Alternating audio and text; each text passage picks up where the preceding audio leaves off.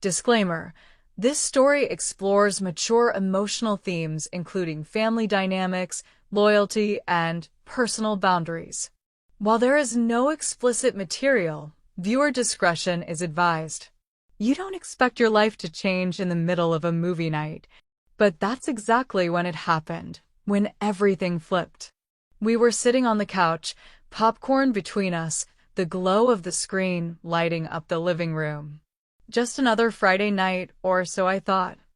I had no idea the words coming out of my stepson's mouth would punch a hole straight through the life I thought I'd built. Let me back up a second. I met Daniel 3 years ago. He was 24 at the time, quiet but polite, still figuring out where he fit in the world. I was 39, newly married to his father, Mark, a man who was equal parts charming and stubborn, with this dry sense of humor that caught me off guard the first time we met. Mark had been through a rough divorce, and Daniel, well, let's just say he carried a lot of that with him. For a while, Daniel kept his distance. I didn't push. I wasn't trying to be a replacement, just a respectful presence. I figured if we gave it time, we'd settle into something functional. And eventually we did, or I thought we did. Fast forward to last week. Mark had a late shift, so it was just me and Daniel at home. We'd fallen into this low-key tradition of watching old movies together whenever Mark worked nights.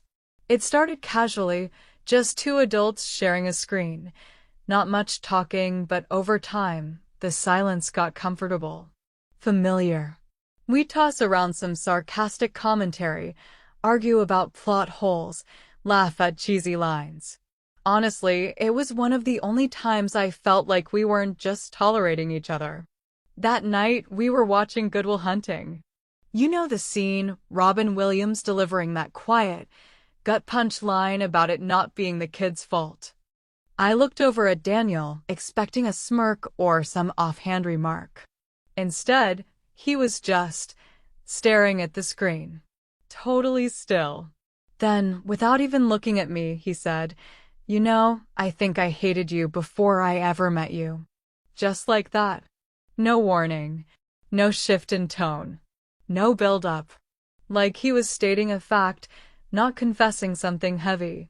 I froze. I didn't know whether to ask why or just walk out of the room. My heart was pounding, but my voice didn't work. He finally turned and looked at me, and his face wasn't angry. It wasn't cruel. It was calm. Serious. Almost relieved. That was the moment I realized this wasn't about one fight or some petty grudge. This was deeper. Messier. Something that had been brewing long before I stepped into their lives. I didn't know what to say. How do you respond to something like that? Should I defend myself? Apologize for things I didn't do? Sit in silence and pretend I wasn't cracked open by a sentence that came out of nowhere? I wanted to believe we were finally getting somewhere. That our Friday nights meant something. But now, I wasn't sure if any of it was real or if I'd been walking through someone else's resentment the entire time. And then he said something else, something that made it even worse. Something I wasn't ready to hear. He didn't even blink when he said it. "I think I hated you before I ever met you." I sat there in silence, the kind that doesn't feel empty but sharp, like the room is holding its breath with you. The movie kept playing, some dramatic piano score rising behind us, but I wasn't listening anymore. I looked at Daniel. He wasn't smirking, wasn't trying to provoke a fight. He looked tired. Not physically, but emotionally, like he'd been carrying something heavy for too long. "Why?" I finally asked. My voice barely made it out. I didn't want to sound hurt, but I was. He shrugged. "I don't know. I didn't want anyone replacing her." My mom. There it was.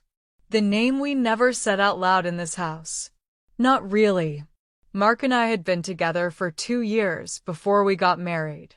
His ex-wife had left a long time before that, moved across the country, and started a new family. According to Mark, she and Daniel barely talked anymore. But apparently, she never really left.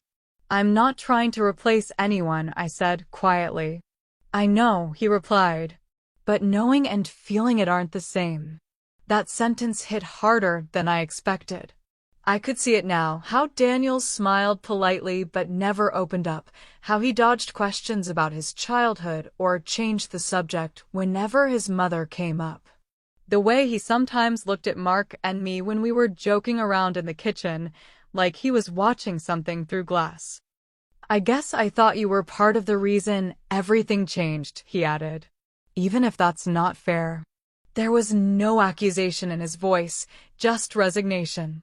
He wasn't lashing out, he was peeling something back. Something raw. "I get that," I said, even though I wasn't sure I did. "But I wasn't even around when she left." He nodded. "Yeah, doesn't matter. You're the one who stayed." That sentence sat between us for a long moment. I suddenly realized how many assumptions I'd made. I'd been so focused on not stepping on toes, on staying in my lane, that I never asked what he needed from me. I thought giving him space was enough. But maybe that space had just become distance. "I didn't know you felt that way," I said. "I didn't either," he admitted. "Not until tonight." The room felt smaller now. Not claustrophobic, just more real. Like the air had changed. He was talking to me, really talking. But there was something else in his eyes. Something he wasn't saying yet. "Is that all?" I asked carefully. Daniel looked down, then back at me. His jaw tensed slightly. No, another pause. "There's something else," he said. "Something I haven't told Dad. And I don't know if I should." I sat up straighter. "What kind of something?" His eyes flicked toward the hallway, as if making sure Mark wasn't about to walk in. Then he looked back at me and said, "It's about before you moved in. Something that happened when I was still living here full-time." I didn't press. Not yet. But suddenly, this wasn't just about resentment or misplaced blame. This was bigger. There was a secret between this father and son, one I was never supposed to know. And I was about to be right in the middle of it. Daniel leaned forward, elbows on his knees, staring at the carpet like it held the words he wasn't sure how to say. "It's not something I talk about," he started. "But it's been eating at me for a long time." I stayed quiet. No comforting gestures. No soft words. Just space for once, not the kind that pushed him away, but the kind that said, "I'm here. Say what you need to." When Mom left, he said slowly, "It wasn't just a clean break. That's what Dad tells people. But that's not what happened." I could hear my own pulse in my ears.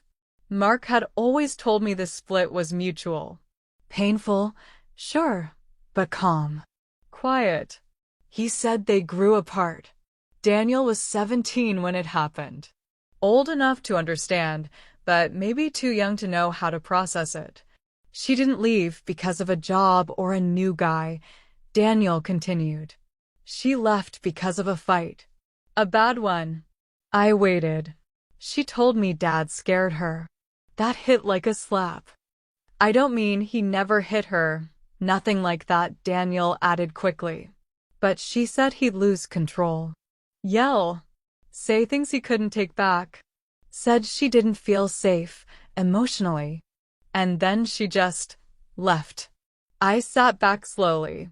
That version of Mark didn't fit the man I married. But then again, I hadn't known him back then. And I wasn't his teenage son, watching everything unfold from the inside. "She made me promise not to tell anyone," Daniel said. "Said it would only make things worse." "And did it?" I asked. He hesitated. "I don't know. I think about it all the time. I've seen Dad get angry, nothing wild, but sharp, cold. It gets under your skin." And I wondered, was that the same guy she saw? I didn't know what to say.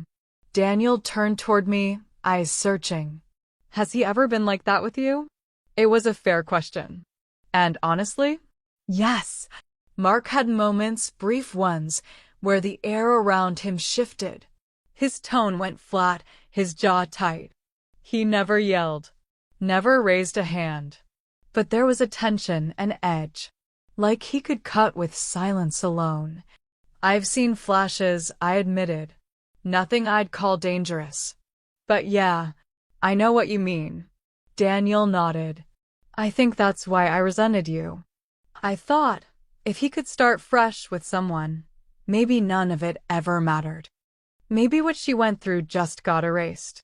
There it was. The weight. The truth behind the bitterness. It had nothing to do with me, not really. I was just the placeholder for everything Daniel never got to say. Then he said something I didn't expect. She called me last week. I blinked. Your mom. He nodded. Out of nowhere. Said she heard from someone that Dad got remarried. She sounded worried. Asked me questions. Wanted to know if you were okay. The air in the room went stiff. She told me to watch for signs, he added.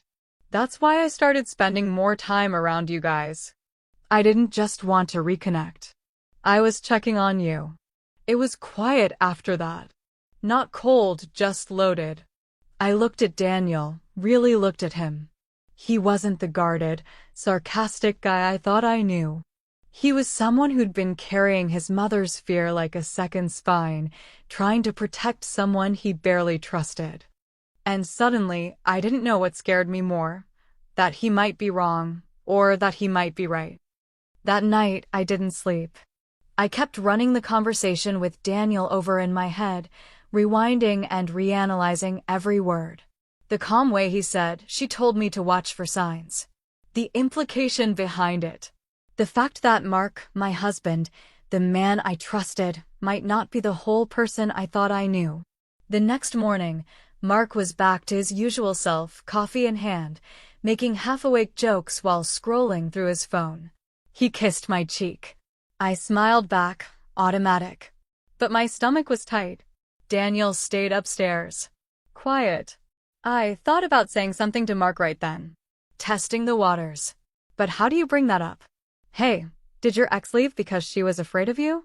There's no gentle version of that question. Instead, I waited. Watched.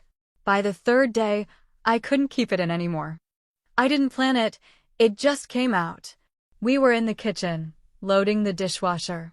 It was nothing, plates, silence, the soft hum of everyday routine. And then I asked, do you remember the night your ex-wife left? Mark stopped, a plate still in his hands. Why? I shrugged. Daniel mentioned it, said it wasn't as simple as you made it seem. His jaw shifted. She left. That's the story. I could feel it in the air, the chill. The same shift Daniel described. Mark didn't raise his voice. He didn't have to. His silence became the volume. I pressed anyway. He said she was scared. That you used to get intense. Mark set the plate down too carefully. Not slamming it. Just deliberate. He turned to me, eyes narrowed slightly. Daniel's been talking to her again, hasn't he? I didn't answer. I figured this would happen. His voice dropped. She's always twisting things. She left because she was selfish, not because I hurt her. No one said you did. I never laid a hand on her. Never. That's not the only way someone can feel unsafe. He stepped back. Just one step, but it changed the dynamic. He looked at me like I was shifting sides. Like I'd broken something. You really think I'm that guy? He asked. I don't know what to think right now. That was the honest answer. He stared at me for a long beat. Then, she lied before. She'll lie again. And if Daniel's buying into her paranoia, then maybe he's not as grown as he thinks he is. There it was. The tone, the deflection, the bitterness I'd only ever seen from a distance. And now it was aimed straight at his son. I walked out of the room before it got worse. Upstairs, I knocked on Daniel's door.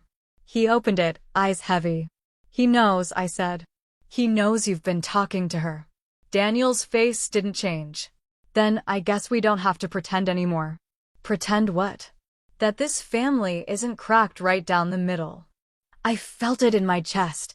He wasn't being dramatic. He was being honest. Then he said something I didn't expect. Again. She told me something else. Something about what happened the night she left. He stepped back, opened the drawer of his desk, and handed me a folded letter.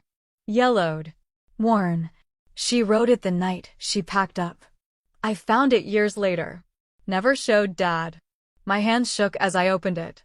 I read the first line, and everything I thought I knew shattered. The letter started simple. Just a few lines, handwritten, her script shaky and rushed. If anything happens, I want someone to know the truth. The rest blurred in and out as I read, mentions of emotional manipulation, cold silences, how she'd started to question her own memory, her sanity. But it was the final paragraph that flipped the entire story upside down. There's something else I need to say. Daniel doesn't know. I don't know if he ever should. But I can't leave without writing it down, just in case. The night before I left, Mark found the messages. The ones between me and Evan. He accused me of cheating. I didn't. Evan was just a friend.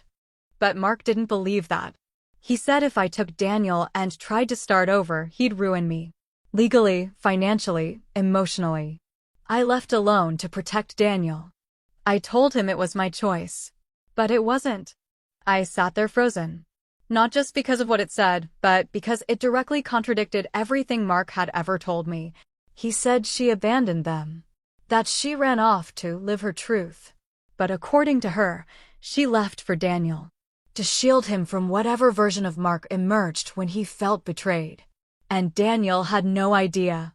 He was sitting across from me, watching me read the words he'd never seen, bracing himself for whatever reaction I'd have. I didn't read the whole thing, he said quietly.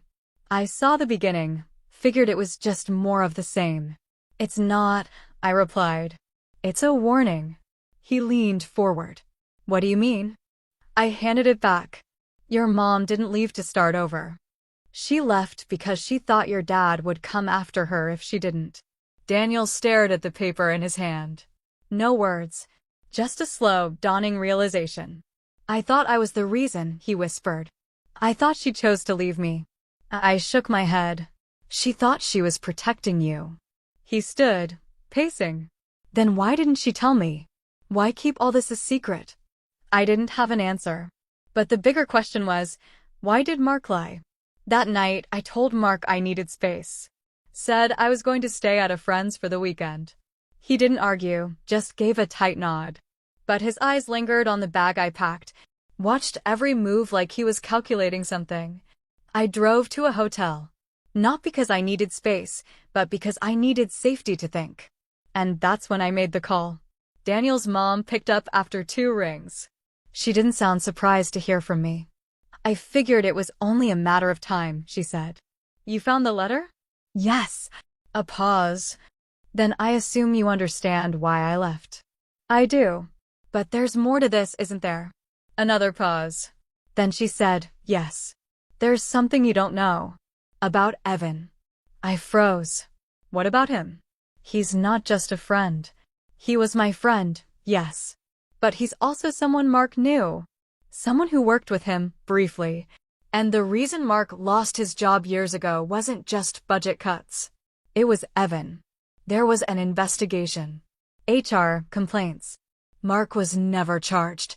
But there was a pattern. My blood ran cold.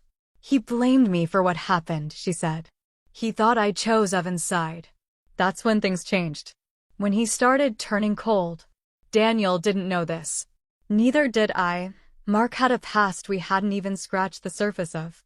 And now I wasn't sure how much of my life with him had been built on a version of the truth that never really existed. I was standing in the middle of my own kitchen, holding a phone call like it was a grenade. Mark's ex-wife had just told me everything, the truth about Evan, the HR investigation, the threat, the unraveling of a man who never took rejection well. And now I was staring at the life we'd built together, wondering how much of it had been real. I didn't sleep. I didn't call Daniel. I needed to see Mark face to face. Not to accuse. To ask. To see. The next evening, I went back. Mark was cooking, like nothing had shifted. He looked up when I walked in, relief passing over his face for a second before he masked it. "I didn't think you'd come back so soon," he said. "I have questions," I said flatly. "And I don't want spin. I want the truth." He paused, then slowly set the knife down. "What kind of questions?" "Evan." That was the first crack. He didn't flinch, but his hands stiffened. "You told me your job ended because of layoffs. That's not true, is it?" Mark didn't answer right away. Then he pulled out a chair, sat down, and rubbed his hands over his face. "I didn't harass anyone," he said. "But yeah, I got into it with Evan. Things got ugly. I said things I shouldn't have. Got flagged. And yeah, your HR red tape kicked in. They didn't fire me, but they made it clear I wasn't welcome anymore." "You threatened her," I said. "I was angry," he snapped. "She lied to me. She was slipping away." I felt like I was watching my family dissolve in slow motion, and I couldn't stop it. I stepped back. "That's not love. That's control." Mark stared at me. "Is that what she told you?" "No," I said. "That's what I'm telling you." He didn't speak. He just looked at me, really looked, and for the first time, I saw it. The version of him Daniel had described. Not violent. Not monstrous. But cold. Calculating. Someone who rewrote the narrative until he could live with it. "I trusted you," I said, my voice shaking. "I thought we were building something honest." Mark stood, but slower this time. No defensiveness. Just resignation. "You're leaving?" "I think I have to." He nodded once. "And Daniel? He deserves the truth." All of it. There was no explosion. No begging. Just silence. Mark sat back down at the table and didn't look up again. I packed that night. Daniel met me at the hotel the next morning. He looked older somehow, like the weight of everything had finally settled in. I handed him the letter again and then told him the rest. About Evan. The threats. The investigation. Everything. He didn't say much.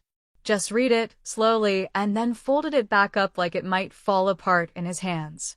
"I used to think he was two different people," Daniel said finally. "The one who coached my soccer team and the one who made Mom cry in the kitchen. Now I think, maybe he was always the same guy. We just saw different sides." I didn't know how to respond. But I didn't need to. Some silences don't hurt. They hold. "I'm not going back there," Daniel said. "Not right now." "I'm not either." And that was enough. As we left the hotel lobby, Daniel turned to me. "I used to think this all started the night she left," he said. "But maybe it started way before that. We just finally opened the box." I nodded. "And now we deal with what's inside." It's strange how quickly life can change once the truth is out. In the days after we left, Daniel and I stayed in a short-term rental near the coast, nothing fancy, just quiet. We needed space, not just from Mark, but from the weight of everything that had finally been said. It was like we had both been living in a house with a cracked foundation, and once the walls came down, all we could do was stand in the rubble and ask, "What now?" Mark tried to call me twice. I didn't pick up. He texted, asking to talk, to explain things better, but there wasn't anything left to explain. He'd spent years hiding parts of himself, rewriting history until even he believed it. I did respond to one message, though.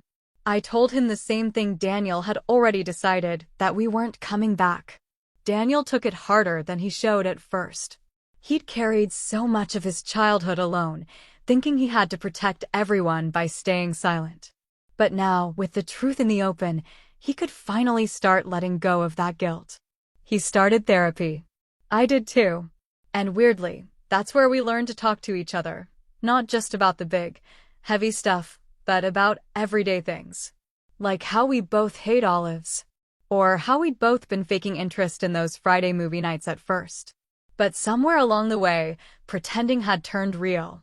We kept the movie tradition going, new place, same setup. And this time, there was no silence between us, no walls. We didn't need to dance around anything. A month later, Daniel's mom flew in for a visit. The three of us sat at a tiny kitchen table and talked for hours. She cried when Daniel read the letter aloud. He cried too, but it wasn't just sadness, it was release. Years of questions, blame, and confusion finally had a voice. As for Mark, he never tried to reach out again after that final message. I don't know what story he's telling himself now. Maybe he still sees himself as the victim. Or maybe, deep down, he knows what he lost. The important thing is, we stopped living in the shadow of his version of the past.